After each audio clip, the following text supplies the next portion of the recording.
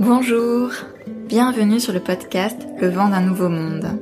Je vous emmène à la rencontre de personnes dont le parcours ou ce qu'elles offrent au monde m'inspire ou m'aide à avancer.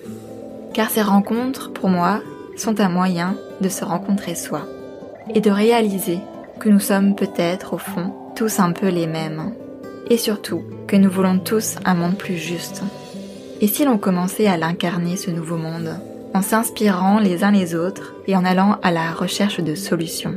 Et si tout commençait par soi? Si tout partait de l'intérieur? Je crois que si l'on arrive ensemble à faire taire nos peurs et à suivre un peu plus notre cœur, nous ferons changer bien des choses. Je vous souhaite une très belle écoute. Bonjour, je vous retrouve pour un hors-série un peu spécial, en tout cas pour moi, très spécial. Voici donc un épisode qui n'en est pas vraiment un, parce que oui, comme le titre de l'épisode l'indique, j'ai une annonce à vous faire. Aujourd'hui, j'ai envie de vous partager le projet sur lequel j'ai le plus travaillé ces derniers mois. C'est une idée qui m'est venue au fil des interviews pour le podcast et suite au retour des interviewés. Le suspense étant maintenant, je l'espère, à son comble. Roulement de tambour.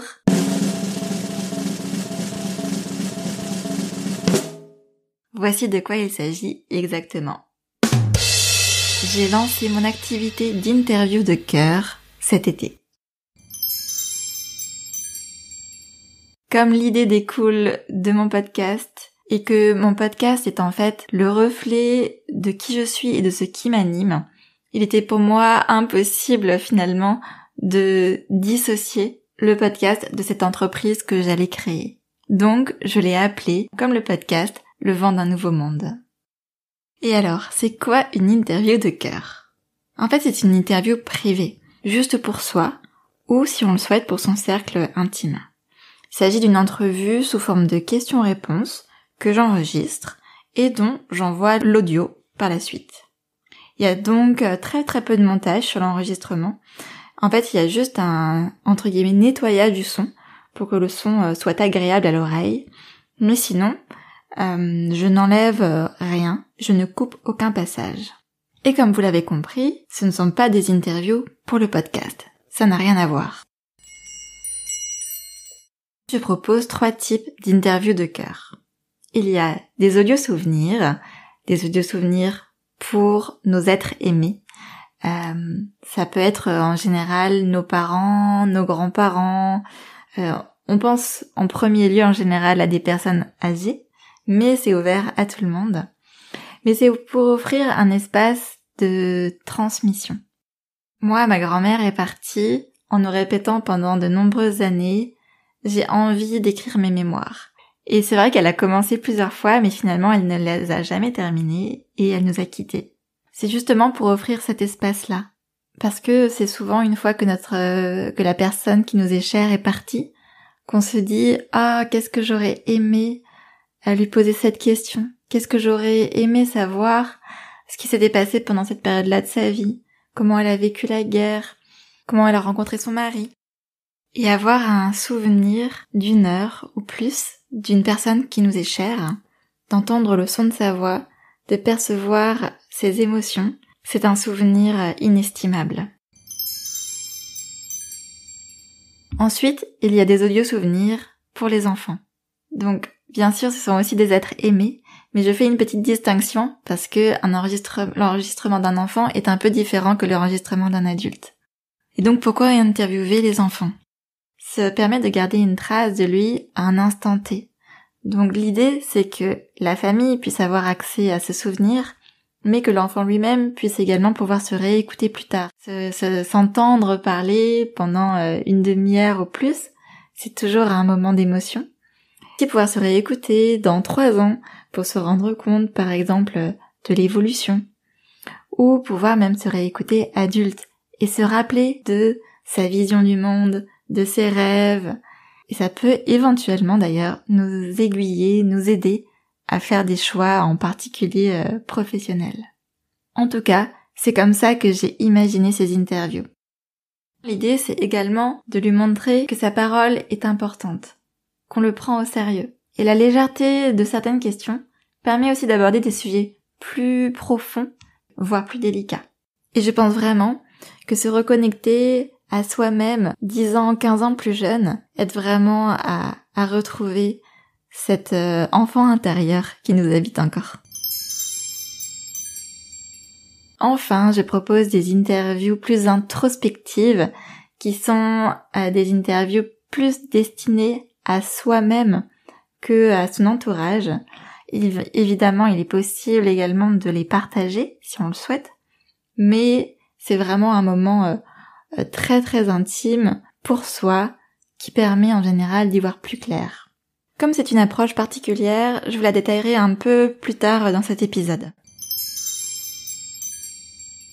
Et enfin, pour les enregistrements de cœur, vous pouvez également me contacter pour me demander quelque chose de particulier. Ça peut être enregistrer un mot d'amour pour quelqu'un, pour un mariage ou pour toute occasion.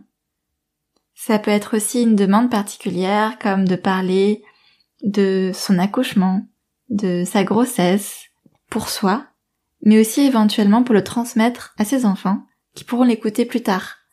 Parce que, je ne sais pas vous, mais moi je me suis beaucoup posé de questions sur comment s'était déroulée la grossesse de ma mère.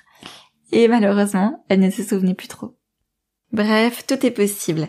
N'hésitez pas à me contacter. La majorité des interviews de cœur, excepté celles pour les enfants, peuvent aussi se faire à distance. Je reviens maintenant plus en détail sur les interviews chemin de vie pour vous expliquer de quoi il s'agit exactement. Ce sont donc, comme les autres, des entretiens enregistrés, et cette fois qui sont destinés plutôt à des personnes qui souhaitent vivre une profonde expérience d'introspection. C'est destiné en particulier, mais pas uniquement, aux personnes en transition. Donc, si vous vous sentez à un carrefour de votre vie, si vous vous posez des questions sur une reconversion, voilà, ce genre de choses. Ça peut être également pour des personnes qui regardent en arrière et ont la sensation de ne pas être là où elles auraient aimé et d'avoir des regrets par rapport au passé. Donc comment ça fonctionne exactement ? Donc il y a pour le coup véritablement 2 étapes. La première étape, c'est notre rencontre, donc soit en présentiel, soit en visio, où je vous interview. Voilà, c'est une expérience à vivre. Mais ensuite, il y a en fait une seconde étape, parce que j'envoie l'enregistrement. Et il y a donc une écoute de soi-même, de sa voix, en toute autonomie. Alors j'envoie également un petit livret, une petite vidéo qui accompagne l'écoute pour guider un petit peu pour ceux qui auraient des appréhensions. Mais l'idée, c'est vraiment de prendre le temps de s'entendre. Donc au premier abord, ça peut être un peu compliqué parce qu'on n'a pas l'habitude justement d'entendre le véritable son de sa voix. On n'a pas l'habitude de s'entendre parler de façon aussi longue. Il peut y avoir des jugements sur notre façon de s'exprimer, etc. Mais c'est justement le but de s'apprivoiser, d'apprivoiser sa voix.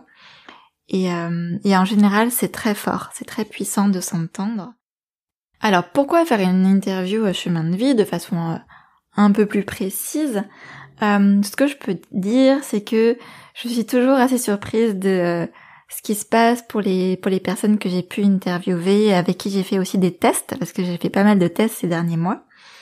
Je ne peux faire absolument aucune promesse, parce qu'on ne peut pas dire dans tous les cas, on y verra plus clair sur une direction à prendre. Surtout que parfois, on a beau voir que clairement la réponse est là, on n'est pas prêt à l'entendre. Mais en tout cas, ce que je peux dire, c'est que ça ne laisse pas indifférent. Donc ces interviews ont pour but de mesurer son parcours, d'éclairer le cheminement emprunté depuis l'enfance, et qui semble parfois fait de virages enlacés, d'impasses, voire de surplaces, mais qui en fait est un peu comme un puzzle.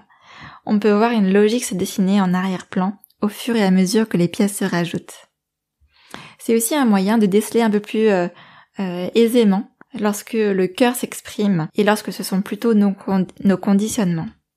Un autre point, c'est que ça permet également de réaliser qu'on a tous en fait une histoire incroyable, qu'on a tous des perles de sagesse à offrir, qu'on a tous des belles leçons de résilience.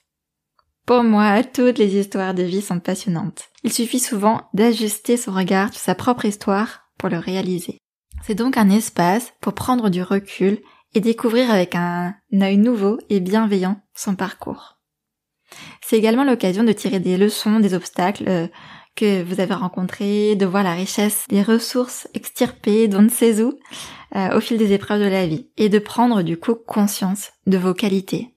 Mais c'est surtout un espace d'écoute. L'idée, c'est un peu se déposer, mais j'ai l'impression, ou c'est comme ça que je le conçois, c'est surtout pour se révéler. Parce que c'est toujours très intéressant de découvrir les mots qui viennent à l'esprit en premier lorsqu'on pose telle ou telle question. Donc l'idée, c'est d'explorer en particulier des souvenirs doux, des rires, des affinités, des moments de gaieté. Pas forcément d'aller creuser les blessures mal refermées. Parce que moi, je ne suis pas psy, je ne suis pas thérapeute. Je propose simplement une exploration de votre vie intérieure pour quelques heures. Ça peut donc être un bon complément aussi à un bilan de compétences. Et aussi très intéressante pour les entrepreneurs, surtout ceux qui se lancent, mais pas que, qui ne savent pas vraiment comment communiquer sur eux-mêmes. Ça permet d'avoir un petit peu des bases pour se rendre compte de son unicité et de prendre confiance aussi en soi et en ses prestations. Donc cette interview est destinée à soi-même, mais bien entendu il est aussi possible de la partager à ses proches, ou même pourquoi pas à sa communauté. Et si vous avez l'impression que vous n'avez rien fait de votre vie, je vous conseille d'autant plus d'essayer l'expérience, parce que je serais ravie de vous montrer le contraire. Et si vous souhaitez en savoir un peu plus, si vous n'avez pas écouté les épisodes 30.1 et 30.2 où j'interviewe ma maman, je vous les conseille parce qu'en fait, à la base, l'interview de ma maman n'était pas du tout prévue pour le podcast. C'était un test. Je lui avais proposé de faire une interview chemin de vie avec moi parce qu'elle allait partir à la retraite et c'était donc une phase de transition. Et donc je voulais expérimenter avec elle. Alors, prêt à tester le pouvoir de l'interview ? Toutes les infos sont aussi à trouver de façon encore plus détaillée sur mon site internet leventd'unnouveaumonde.fr. Vous retrouvez dessus de nombreux témoignages, également sur ma page Google, et vous trouverez tous les liens cliquables directement dans le descriptif de cet épisode. Donc merci pour votre écoute, merci pour votre présence depuis 2 ans sur le vent d'un nouveau monde, et j'espère vous retrouver encore de nombreuses années, parce que je compte bien poursuivre ce podcast encore très longtemps.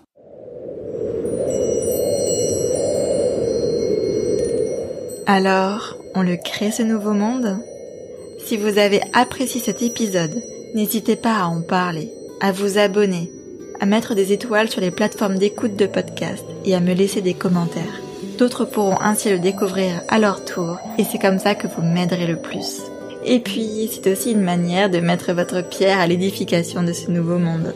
Et si vous voulez aller plus loin et me soutenir financièrement, vous pouvez me faire un don sur ma page Tipeee. Pour en savoir plus sur le podcast, rejoignez-moi sur Instagram ou sur Facebook. On se retrouve dimanche dans 2 semaines pour le prochain épisode. Et en attendant, n'hésitez pas à danser avec le vent du changement.